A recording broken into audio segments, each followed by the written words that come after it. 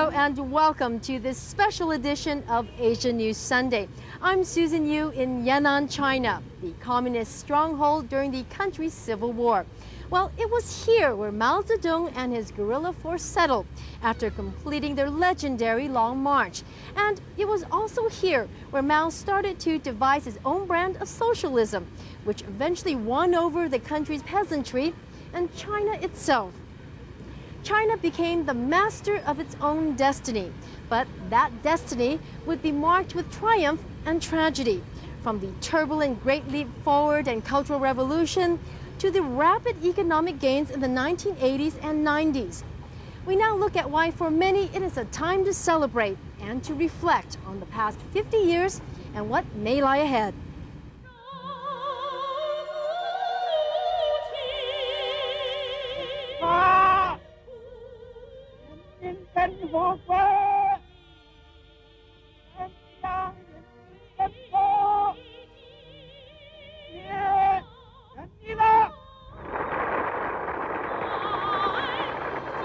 The birth of a nation, Mao Zedong declares the establishment of the People's Republic of China.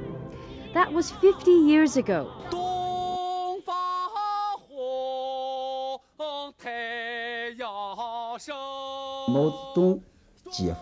It was Mao who liberated me, gave me a chance to go to primary, middle school, college, and work for the People's Liberation Army.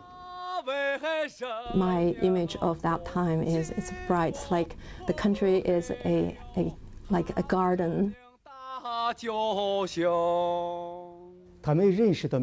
At that time, they all realized the importance of democracy, but not the rule of law.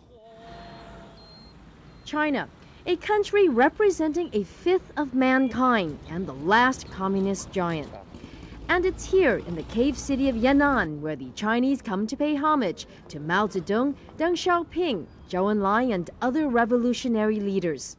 We are from Shantung province, and I just read lots of things from the new China news agents, and now I have a chance to visit this secret place.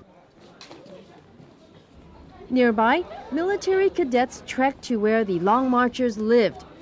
It's in these humble surroundings Mao and others plotted their strategy, which later led to the defeat of Chiang Kai-shek's Nationalist forces in 1949. I was in the No. 2 troops from Jiangxi province when we met them. They were in ragged clothing and wearing thin clothing, straw shoes and shorts during the winter. Chow Chong-tai visits the caves daily. The 80-year-old survived the Long March, and memories are fresh of days gone by and promises made.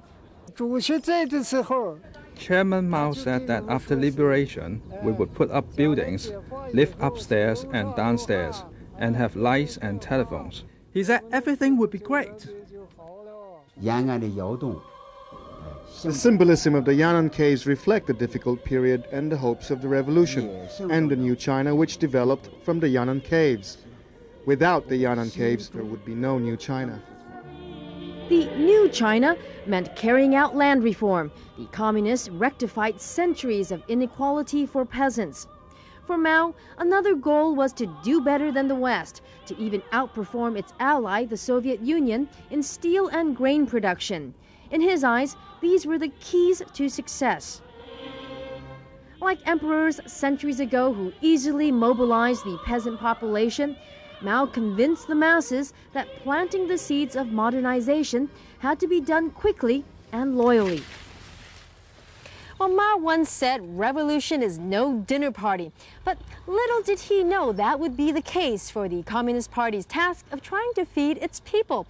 Now, it became all too apparent with the launching of the Great Leap Forward, when Mao encouraged the peasants to abandon their fields for the sake of promoting heavy industry.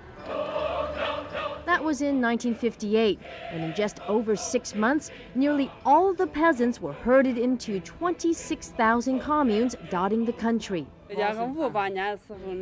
1958, at that time, all the villagers shared one big pot, and they shared everything. We didn't have much food to eat, so it was a difficult time. Some ate tree bark or the shells of wheat, wild vegetables, anything that made them not hungry. With grain rations in force and crops left to rot because peasants were too busy producing worthless steel in their crude backyard furnaces, the campaign failed, tragically. In some villages there, the entire population died. Everybody died of hunger, including the local party officials, and that they were forbidden even to bury their dead during the day. There were so many people. Famine claimed 30 million lives and drove many to extremes. Jasper Becker wrote of those extremes in his book Hungry Ghosts.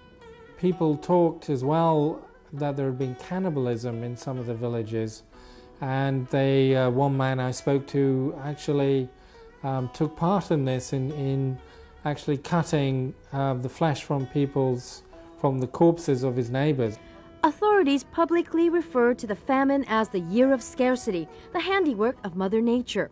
Zhang Minlu served in the People's Liberation Army during this time. At the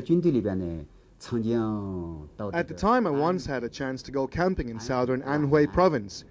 One night I stayed in a room in a village. The landlord said that before I arrived, several people starved to death in that room. It's hard to imagine fields like these stood barren more than 40 years ago.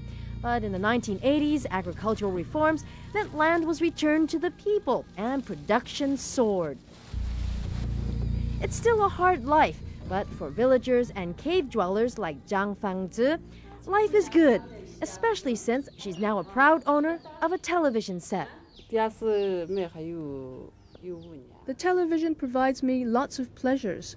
There are many things to watch: news, comedies, even operas.